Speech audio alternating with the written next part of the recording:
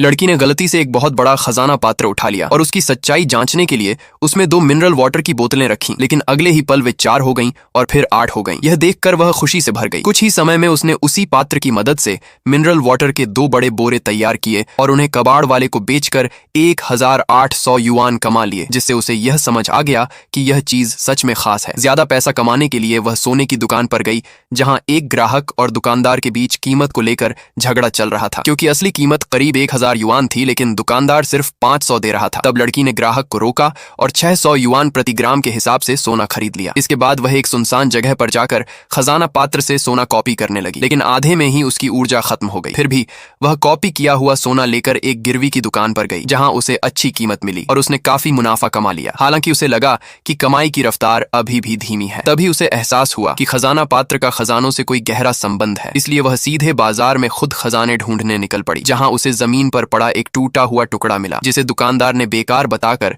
सिर्फ 50 युआन में दे दिया और लड़की ने उसे तुरंत खरीद लिया। उसे शक हुआ कि यह टुकड़ा साधारण नहीं है, इसलिए उसने उसे खजाना पात्र में डालकर देखा और तभी पात्र सक्रिय हो गया, जिससे पता चला कि यह स्टार फायर टावर की चाबी है। और इसके बाद पात्र की शक्ति और भी बढ़ गई। अब वह ज्यादा खजाने ढूंढ सकता था और उसकी क्षमता भी बढ़ चुकी थी। इसी दौरान उसे एक और छोटा कांसे का टुकड़ा मिला, जिसकी कीमत दुकानदार ने 5000 बताई, लेकिन मोल भाव के बाद 3000 में सौदा तय हुआ। तभी एक बुजुर्ग व्यक्ति ने उस कांसे के बर्तन को देखकर पहचान लिया कि यह पश्चिमी हान काल का कीमती धूपदान है, जिसकी कारीगरी बेहद शानदार है और जिसकी कीमत लगभग 1 मिलियन हो सकती है। यह सुनकर लड़की हैरान रह गई। बुजुर्ग ने उसे खरीदने की इच्छा जताई और लड़की ने खुशी खुशी उसे बेच दिया, जिससे उसे 1 मिलियन युआन मिल गए और अब उसे पूरा भरोसा हो गया कि इस खजाना पात्र की मदद से वह कहीं भी खजाना ढूंढ सकती है। इस